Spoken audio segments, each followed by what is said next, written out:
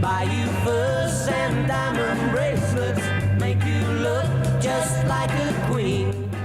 The promised land, and I'll be there someday if you... What if I told you that some of the most iconic bands of the 60s have all but vanished from music history?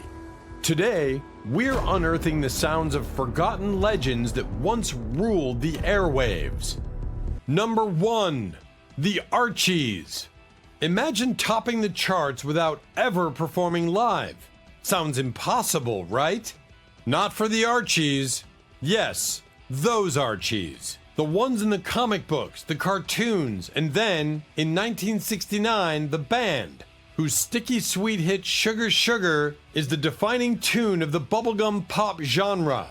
The song topped the charts in the US and around the world, making the Archies the first fictitious band to hit number 1 and the only group to do so without ever performing live, according to NPR. Like so many 60s acts, however, their brightest Technicolor success began to dim in the 70s, and when they resurfaced decades later with a Christmas album, it failed to chart. The Archies were created by promoter Don Kirshner, who was coming off a major success as the creator of the Monkees. In late 1967, Kirshner was hired as music supervisor for CBS's new Saturday morning cartoon, The Archie Show, which was to feature a new original song every week. He immediately brought on producer Jeff Barry. Kirshner's original choice for lead singer was Kenny Karen, but Barry brought in Ron Dante, an experienced session singer who'd fronted the detergent's novelty parody Leader of the Laundromat. Dante had met Barry at a Neil Diamond session and had previously cut promos for Kirshner. Dante won the job, and Barry hired Jeannie Thomas as the group's female vocalist.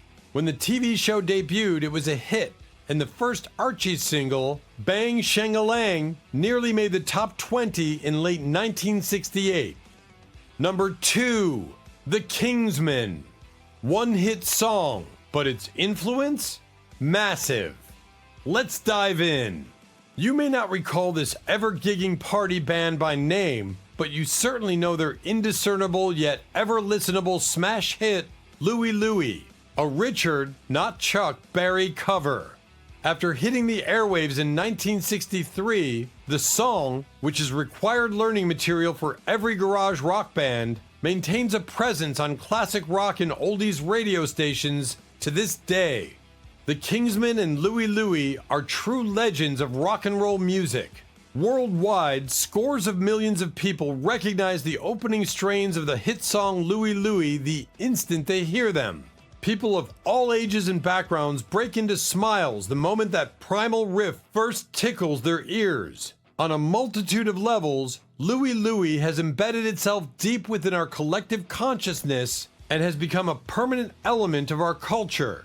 Yet few know the true story behind this legendary recording and its aftermath. The Kingsmen's 1964 follow-up to Louie Louie was a party version of Money, That's What I Want, which hit the Billboard Hot 100 at number 16 and on Cashbox at number 17.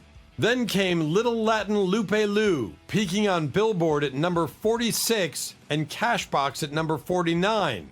After that, it was Death of an Angel, number 33 on Cashbox and number 42 on Billboard.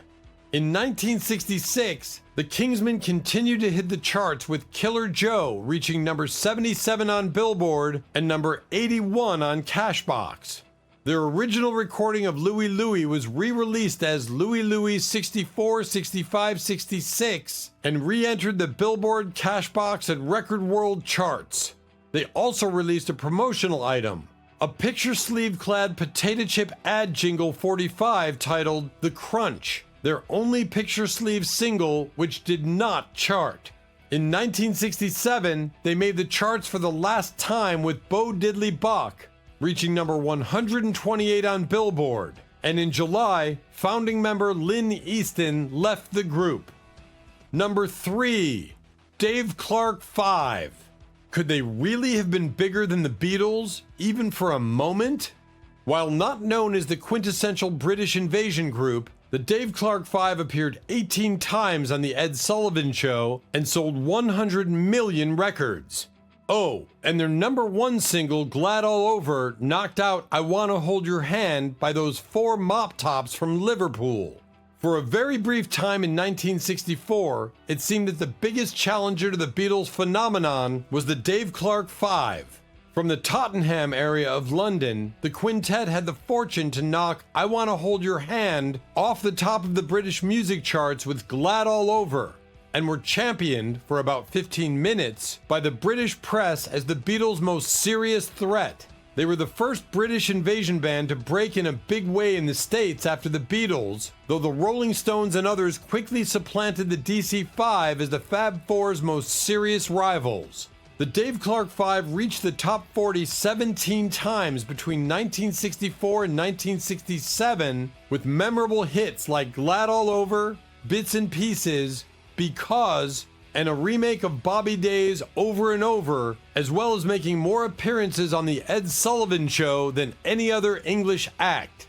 The DC-5 were distinguished from their British contemporaries by their larger-than-life production, Clark's loud stomping drum sound, and Mike Smith's leathery vocals.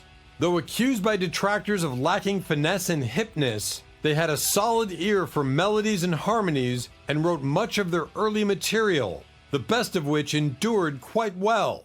Interestingly and unusually for that era, band leader Dave Clark managed and produced the band himself, negotiating a much higher royalty rate than artists of that period usually received. After a couple of years of superstardom, the group proved unable to either keep up with the changing times or maintain a high standard of original compositions and called it quits in 1970. Number 4, Procol Harum. One song, 10 million copies sold, yet few remember the band behind it. We had never heard of them either, but we've certainly heard A Whiter Shade of Pale, one of only a handful of singles to sell 10 million copies. 5 decades and many incarnations later, Procol Harum is still touring. Procol Harum were an English rock band formed in Southend-on-Sea, Essex in 1967. Although noted for their Baroque and classical influence, Procol Harum's music is described as psychedelic rock and proto-prog with hints of the blues, R&B, and soul. In 2018, the band was honored by the Rock and Roll Hall of Fame when A Whiter Shade of Pale was inducted into the new singles category. They were previously nominated as performers in 2012. Number 5, The Shadows. Before the Beatles, there was another band dominating the British charts. Curious?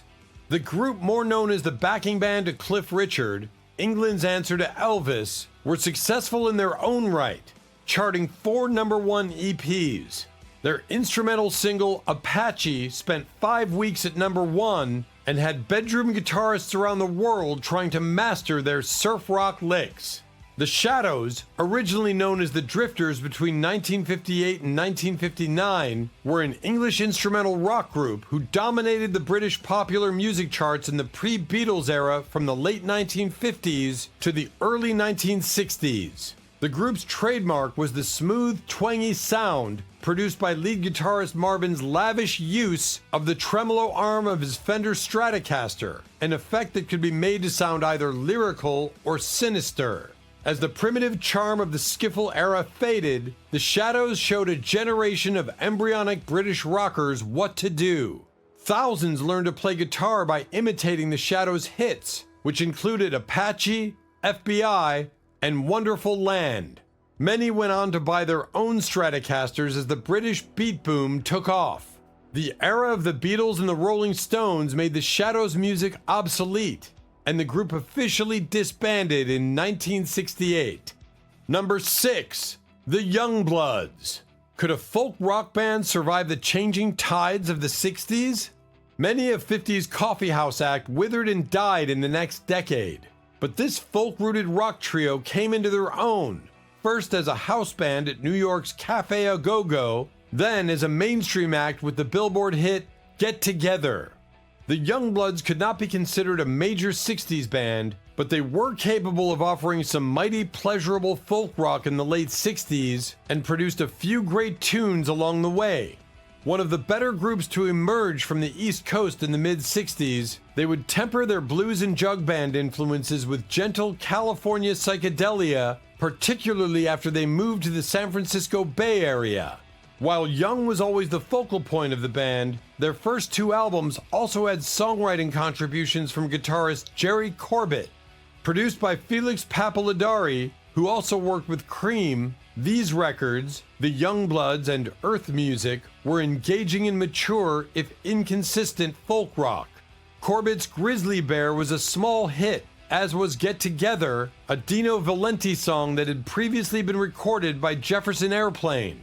The Youngbloods' slow, soulful interpretation of Get Together was definitive, but it wouldn't reach the top 10 until it was released in 1969 after the song had been used in a television public service ad. Number 7. The Fifth Dimension. Imagine a band that combined every sound of the 60s and then some. A true amalgam of all things 60s and some things not, this California combo combines soul, funk, rock, Motown, show tunes, and anything else that it felt like adding to the mix.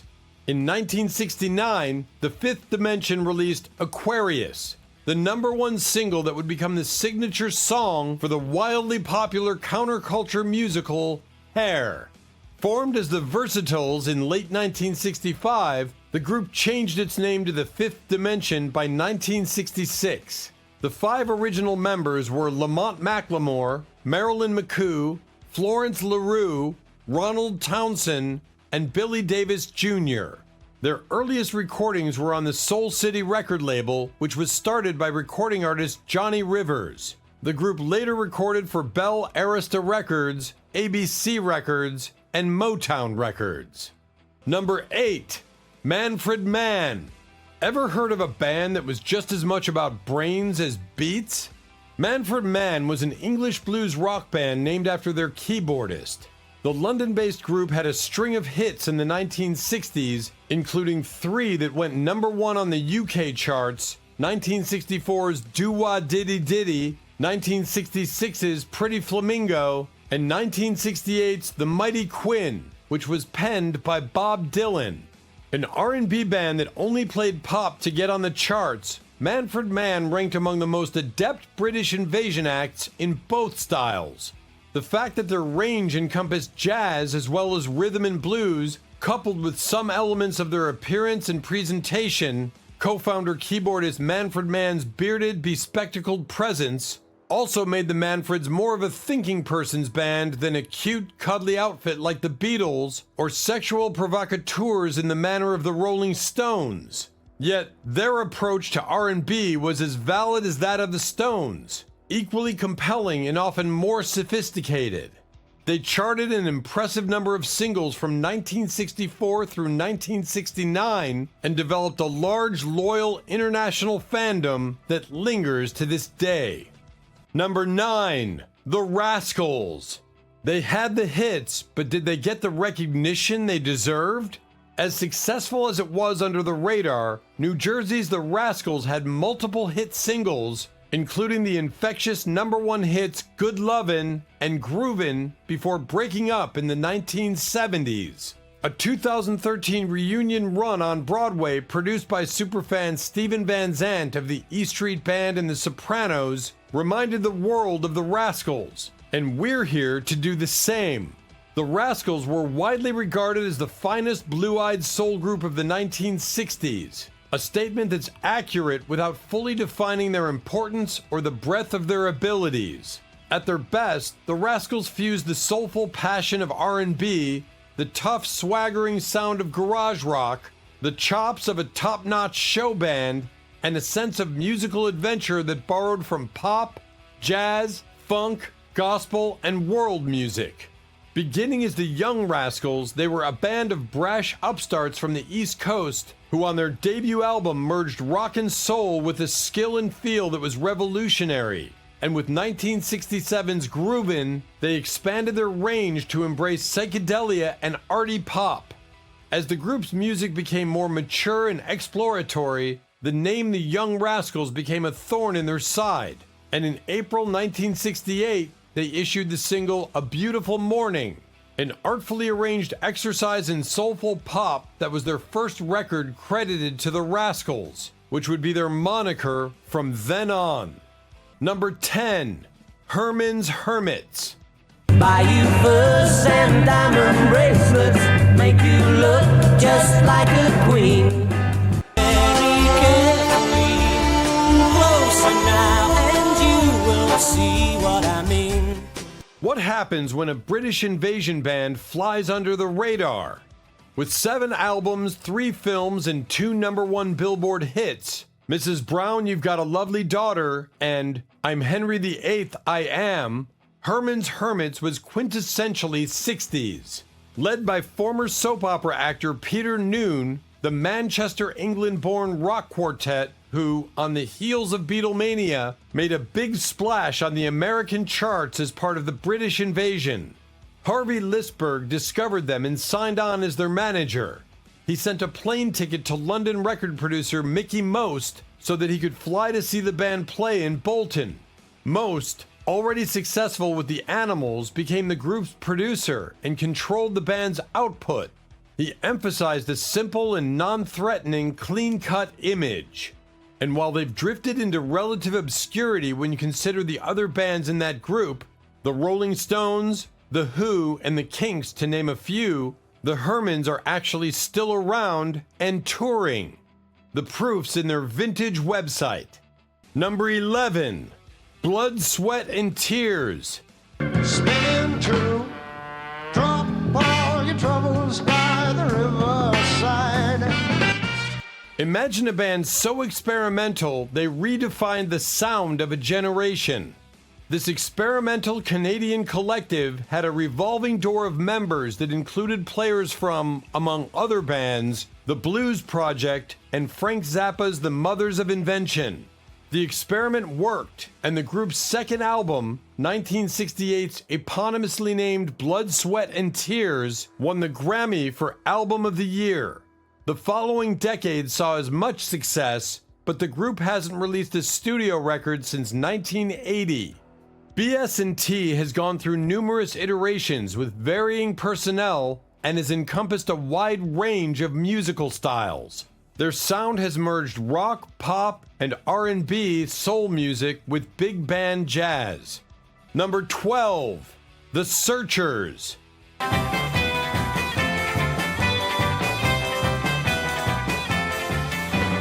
Everybody stop praying and get down on my knees and pray that they go away. Let's do it. You might not know their name, but you've definitely heard their hits.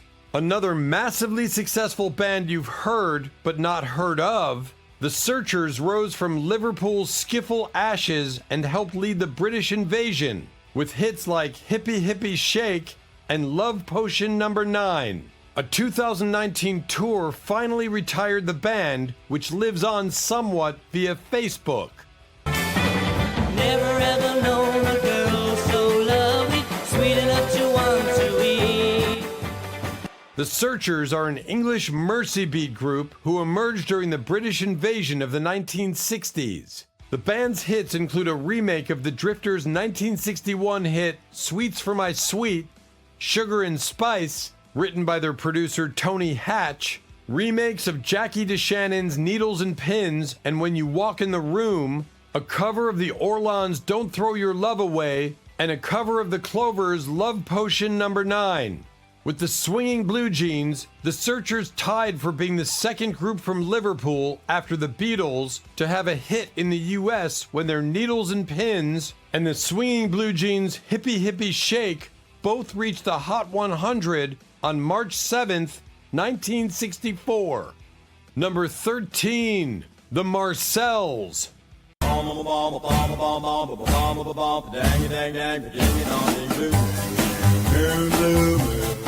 Ever heard a classic tune transformed into something unforgettable?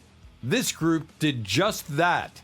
Even in an era where being unique was the name of the game in the music business, the Marcels stood out from other groups. Racially diverse and trained on 50s doo-wop, the Pittsburgh-based band hit with a decidedly not-of-the-times take on Blue Moon, a song previously covered by, among others, Elvis Presley, which went number 1 in 1961.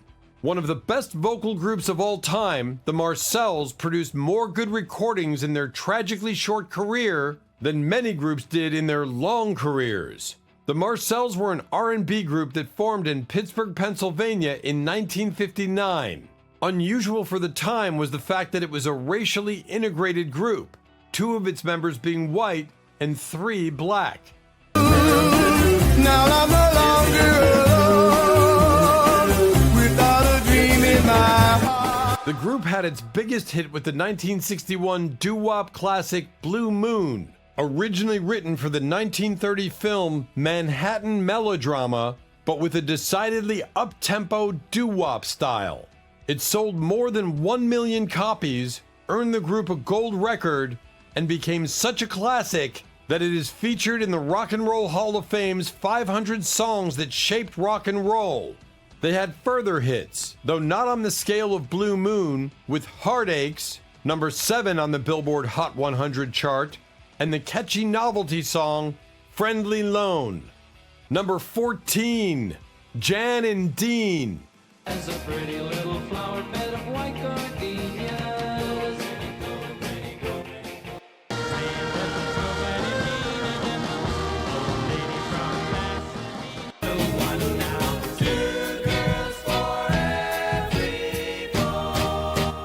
They weren't just Beach Boys, they were the original Surf Kings. Jan and Dean were 2 Beach Boys from Los Angeles whose surf and doo-wop driven hits, including Dead Man's Curve and the number 1 Surf City, made them as essential to that genre as, well, the actual Beach Boys.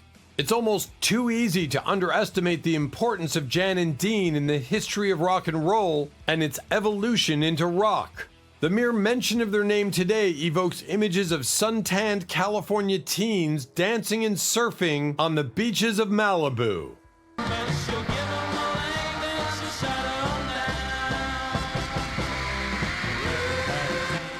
The ultimate good time music act of the early 60s, who only earned 1 gold record for Surf City, the duo gets credit for inspiring lots of smiles and providing the soundtrack to countless parties. But few listeners, critics, or pop culture historians appreciate just how important they were musically during the first half of the 1960s, or how long it took them to achieve the level of craftsmanship that characterized their music as much as their high harmonies and catchy choruses. By 1965, Jan and Dean's chart successes had slackened somewhat. They still placed records in the top 30 and tried jumping on several pop culture bandwagons, including albums devoted to folk rock and the singles and albums hooked on the craze surrounding the then new Batman television series. Number 15, Barry Sadler. Work, right? No, not entirely. We are trained in commando operations, but also we work with native peoples training troops. Up on their chests, these are men. Of brave men of the green boots. From the battlefield to the recording studio, this man did it all. Though not technically a band, Sergeant Barry Sadler is too enigmatic an artist not to mention on this list. A decorated Army and Air Force veteran, his Ballad of the Green Berets was a tribute to his fellow Special Forces fighters at the peak of the peace craze. The song hit number 1 while he was still enlisted and would sell some 9 million copies. Stranger still was Sadler's post-military and music career, a pulp novelist in Guatemala. Of America's best, he'll be a man. Sadler picked up the guitar again during his time in the Air Force and joined a short-lived trio after his discharge. He began composing a song about the Green Berets during his Special Forces medic training. With the help of Special Forces Lieutenant Jerry Gittell, Sadler signed a songwriter's contract with a New York music company in July 1964.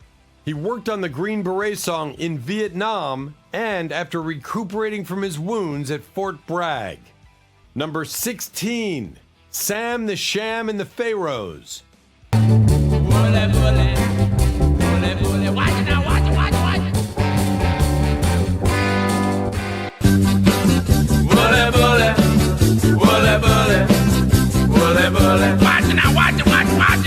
Costume acts today are one thing, but back then, it was daring.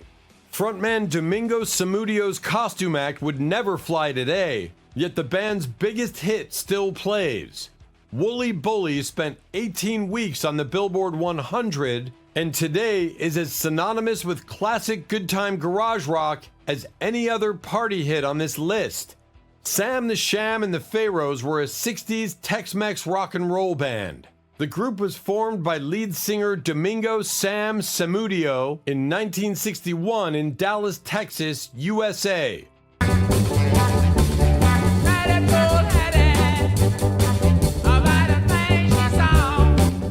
The other original members were Carl Medke, Russell Fowler, Omar Big Man Lopez, and Vincent Lopez. The original lineup only recorded one record which failed to sell. They broke up in late 1962. Samudio went on to become an organist for the rock group Andy and the Night Riders. Samudio resurrected the Pharaohs in 1963. They made their debut with the novelty number Haunted House and signed up with the MGM music label. The follow-up songs Juju Hand and Ring Dang Do were minor chart successes. The band scored their greatest smash hit with the wonderfully raucous Wooly Bully. The Seekers. Hey there, Georgie girl, swinging down the street so fancy-free. By my side, when I walk through the storm, you'll be mine. How did a folk quartet from Down Under become global superstars? This Aussie folk quartet sounded more like an odd 50s aftermath than a 60s mega band, but their unlikely rendition of their homeland's ballad, Waltzing Matilda, helped cement them as a giant band of the era that would eventually sell 50 million records. Hey there, Georgie girl, dreaming of the someone you could be. Life is a reality. The Seekers were the first Australian pop music group to achieve major chart and sales success in the United Kingdom and the United States. They were especially popular during the 1960s, with their best-known configuration of Judith Durham on vocals, piano, and tambourine, Athol Guy on double bass and vocals, Keith Potker on 12-string guitar, banjo, and vocals, and Bruce Woodley on guitar, mandolin, banjo, and vocals. Shout of victory, you will hear the shout of victory. And never mind at all, but if I... In 1967, they were named as Joint Australians of the Year, the only group thus honored. In July 1968, Durham left to pursue a solo career and the group disbanded. Number 18, the Amboy Dukes.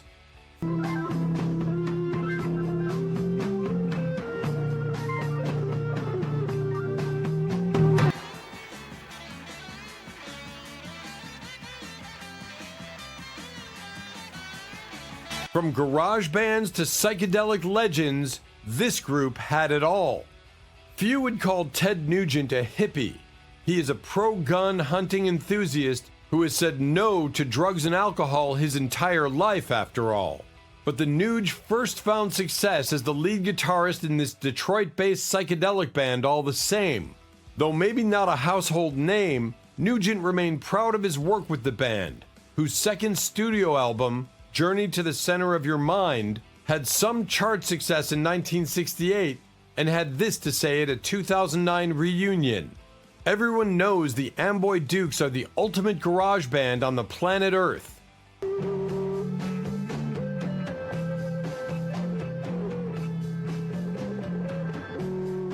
The band was formed by Ted Nugent, who was born in Detroit and had been playing in local rock bands since age 12. They soon became one of the premier bands in the Detroit area, In 1968, they recorded an album, Journey to the Center of the Mind, for the Detroit label Mainstream Records. The title song, with music written by Nugent and lyrics written by band member Steve Farmer, was released as a single and soon reached number 16 on the national pop charts. Unfortunately, their follow-up albums, Migration and Marriage on the Rocks, were nowhere as big as their debut album.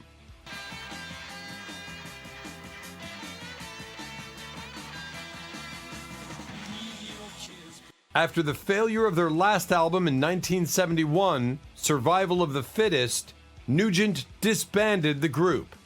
Number 19, Paul Revere and the Raiders.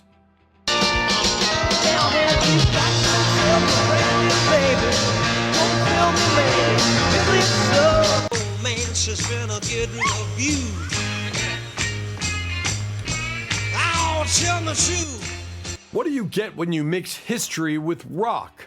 Something unforgettable. Could an organ-based band from Idaho performing in Revolutionary War era garb really be a chart-topping juggernaut? Well, yes. With 4 top 10 hits, including Good Thing, which was prominently featured in Quentin Tarantino's Once Upon a Time in Hollywood, the Raiders could be found strutting their period-specific threads everywhere from Dick Clark to the Batman series.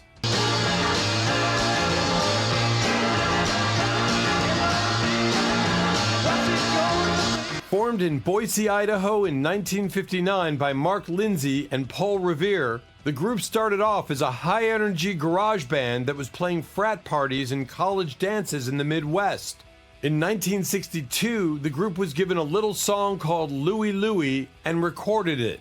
However, the Kingsmen released a version of the song at the same time, and it was their version that became the hit.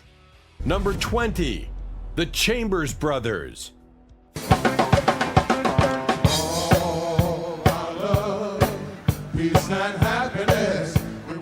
Think you know all the iconic sounds of the 60s? Think again. Want proof of how sonically eclectic the 60s were? Look no further than this psychedelic soul band from Mississippi and their 11-minute instrumental of Time Has Come Today, the single version of which hit number 11 on the Billboard 100.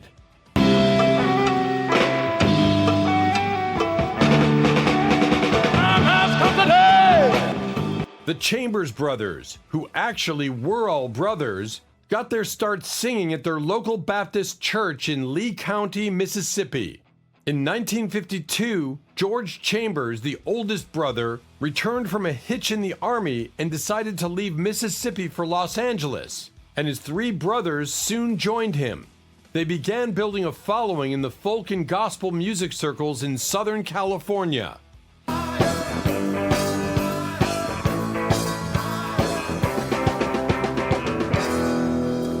In 1967, Columbia Records signed them to a contract and they came out with their biggest hit, the psychedelic classic Time Has Come Today, which rose to number 11 on the Billboard charts.